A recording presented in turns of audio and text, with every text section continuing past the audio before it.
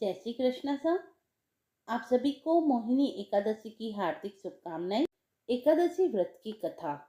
युधिष्ठिर ने संयम और श्रद्धा से युक्त कथा को सुनकर श्री कृष्ण से कहा, हे मधुसूदन, वैशाख माह की शुक्ल पक्ष की एकादशी का क्या नाम है तथा उसके उपवास को करने का क्या विधान है? कृपा कर यह सब मुझे विस्तार पूर्वक बतलाइए। श्री कृष्ण ने कहा, हे युधिष्ठिर, मैं एक पौराणिक कथा सुनाता हूँ जिसे महर्षि वशिष्ठ जी ने श्री रामचंद्र जी से कहा था। उसे मैं तुमसे कहता हूँ, ध्यान पूर्वक श्रवण करो। एक बार की बात है, श्री रामचंद्र जी ने महर्षि वशिष्ठ से कहा, हे गुरुश्रेष्ठ, मैंने जनक नंदिनी सीता के वियोग में बहुत कष्ट भोगे हैं, अतः मेरे कष्टों का नाश किस प्रकार होगा? आप मुझे कोई ऐसा व्रत बतलाने की कृपा करें जिससे मेरे सभी पाप और कष्ट नष्ट हो जाए। महर्षि वशिष्ठ ने कहा, हे श्री राम, आपने बहुत ही उत्तम प्रश्न किया है। आपकी बुद्धि अत्यंत कुशाग्र और पवित्र है। आपके नाम के स्मरण मात्र से ही मनुष्य पवित्र हो जाता है। आपने लोकहित में यह बड़ा ही उत्तम प्रश्न किया है। मैं आपको एक एकादशी व्रत का महात्म्य सुनाता हूँ।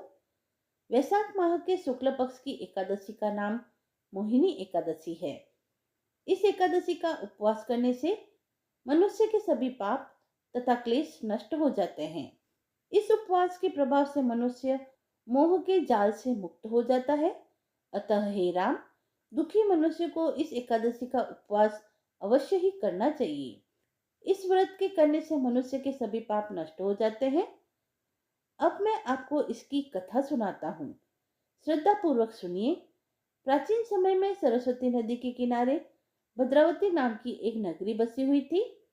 उस नगरी में धूतिमान नामक राजा राज्य करता था। उसी नगरी में एक वैश्य रहता था जो धन धान्य से पूर्ण था। उसका नाम धनपाल था। वह अत्यंत धर्मात्मा तथा नारायण भक्त था। उसने नगर में अनेक भोजनालय, प्याऊ, कुएं, तालाब, धर्मशालाएं आदि बनवाई। सड़कों के किनारे आम, जामुन, नीम आदि के वृक्ष लगवाए जिससे पथिकों को सुख मिले। उस वैश्य के 5 पुत्र थे, जिसमें सबसे बड़ा पुत्र अत्यंत पापी व दुष्ट था। वह वैश्यों और दुष्टों की संगति करता था। इससे जो समय बचता था उसे वह जुआ खेलने में व्यतीत करता था।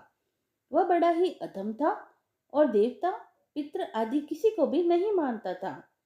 अपने पिता का अधिकांश धन वह बुरे व्यसनों में ही उड़ाया करता था। मांस का भक्षण करना उसका नित्य कर्म था।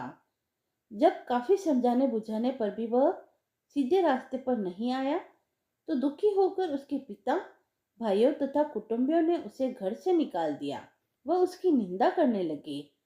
घर से निकलने के बाद वह अपने आभूषणों और वस्त्रों को बेचकर अपना गुजारा करने लगा।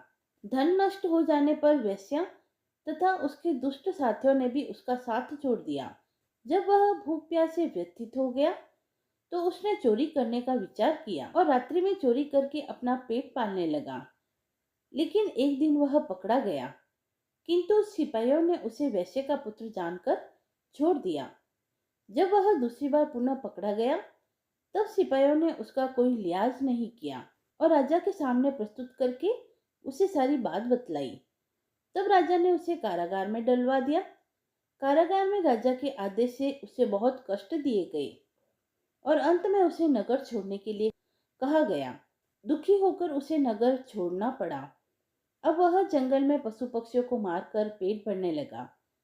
फिर बहेलिया बन गया और धनुष बाण से जंगल के निरीह जानवरों को मार मार कर खाने और बेचने लगा। एक बार वह भूख और प्यास से व्याकुल होकर भोजन की खोज में निकला और कौटिन्य मुनि के आश्रम में जा पहुंचा। इन दिनों वैशाख का महीना था। कौटिन्य ऋषि गंगा स्नान करके आए थे। उनके भीगे वस्त्रों के छींटे मात्र से इस पापी को कुछ सद्बुद्धि प्राप्त हुई। वह अधम ऋषि के पास जाकर हाथ जोड़कर कहने लगा, हे महात्मा, मैंने अपने जीवन में अनेक पाप किए हैं। कृपा कर आप उन पापों से छूटने का कोई साधारण और बिना धन का उपाय बतलाइए। ऋषि ने कहा, तू ध्यान देकर सुन। वैशाख माह के शुक्ल पक्ष की एकादशी का व्रत कर। इस एकादशी का नाम मोहिनी है। इसका उपवास करने से तेरे सभी पाप नष्ट हो जाएंगे। ऋषि के वचनों को सुन वह बहुत प्रसन्न हुआ और उनकी बतलाई हुई विधि के अनुसार उसने मोहिनी एकादशी का व्रत किया। हे श्री राम, इस व्रत के प्रभाव से उसके सभी पाप नष्ट हो गए और अंत में वह गरुड़ पर सवार हो विष्णु लोक को गया। संसार में इस व्रत से उत्तम दूसरा कोई व्रत नहीं है। इसके महात्म्य के श्रवण व पठन से जो पुण्य प्राप्त होता है वह पुण्य 1 सहस्त्र गोदान के पुण्य के बराबर है। बोलिए विष्णु भगवान की जय। कथा समाप्त हुई। आइए सुनते हैं 11 माता की कथा। युधिष्ठिर ने पूछा, भगवान, पुण्यमयी एकादशी तिथि कैसे उत्पन्न हुई? इस संसार में क्यों पवित्र मानी गई तथा देवताओं को यह कैसे प्रिय हुई? श्री भगवान बोले, कुंती नंदन, प्राचीन समय की बात है। सतयुग में मुर नामक दानव रहता था। वह बहुत ही अद्भुत, अत्यंत रौद्र तथा संपूर्ण देवताओं के लिए भयानक था। उस काल रूपधारी दुरात्मा महासुर ने इंद्र को भी जीत लिया था। संपूर्ण देवता उससे परास्त होकर स्वर्ग से निकाले जा चुके थे और संकित तथा भयभीत होकर पृथ्वी पर विचरा करते थे। एक दिन सब देवता महादेव जी के पास गए। वहां इंद्र ने भगवान शिव के आगे सारा वृतांत सुनाया। इंद्र बोले, महेश्वर, ये देवता स्वर्ग लोक से भ्रष्ट होकर पृथ्वी पर विचर रहे हैं। मनुष्यों में रहकर इनकी शोभा नहीं होती। देव, कोई उपाय बतलाइए। देवता किसका सहारा लें? महादेव जी ने कहा, देवराज, जहाँ सबको शरण देने वाले, सबकी रक्षा में तत्पर रहने वाले जगत के स्वामी भगवान गरुड़ ध्वज विराजमान हैं, वहां जाओ, वे तुम लोगों की रक्षा करेंगे। भगवान श्री कृष्ण कहते हैं, युधिष्ठिर महादेव जी की बात सुनकर परम बुद्धिमान देवराज इंद्र संपूर्ण देवताओं के साथ वहां गए। भगवान गदाधर क्षीर सागर के जल में सो रहे थे। उनका दर्शन करके इंद्र ने हाथ जोड़कर उनकी स्तुति प्रारंभ की। बोले, देव देवेश्वर, आपको नमस्कार है।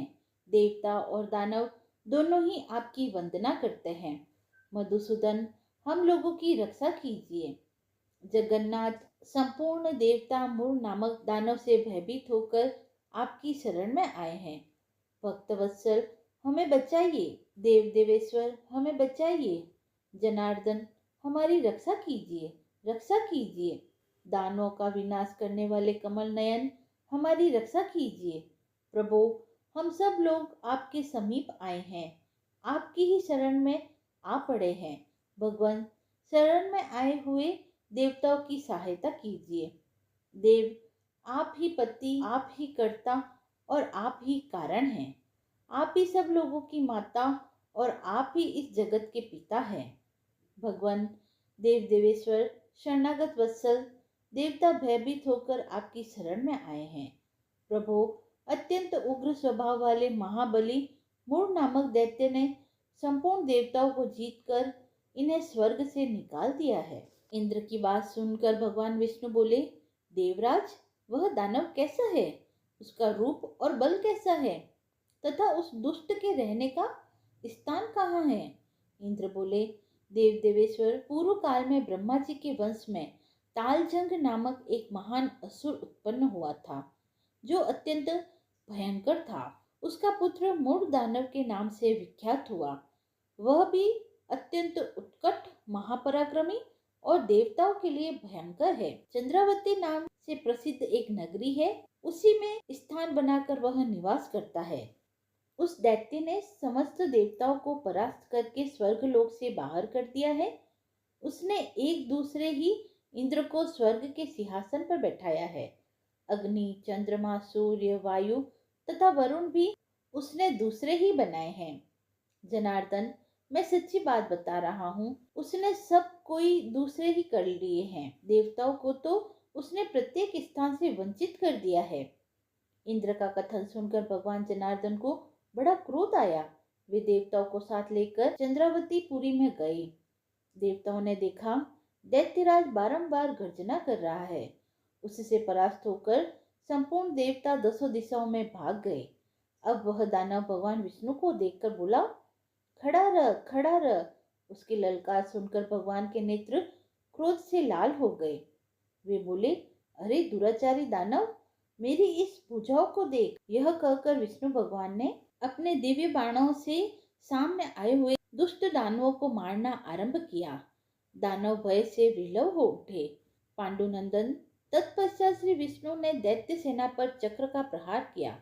उससे छिन्न भिन्न होकर सैकड़ों योद्धा मौत के मुंह में चले गए। इसके बाद भगवान मधुसूदन बद्रिका आश्रम को चले गए।